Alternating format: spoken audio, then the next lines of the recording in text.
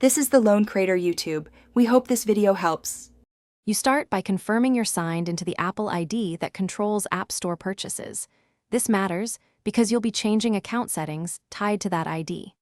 Once done, make sure you have your device passcode or Face ID ready to authenticate changes. Now open the App Store app and tap your profile icon in the top right corner. This first action takes you straight into account settings so you can manage Apple ID behavior without detours.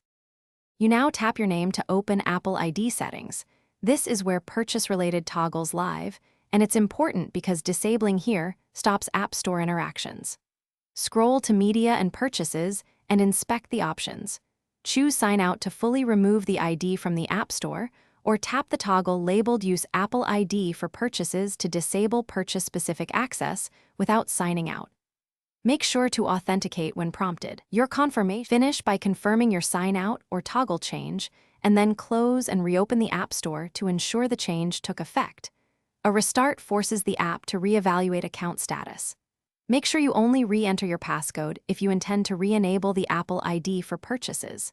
If the App Store still shows the original ID, go to Settings, iTunes, and App Store to verify sign out. If problems persist, restart the device and try again. That often clears cached sessions and resolves sync issues.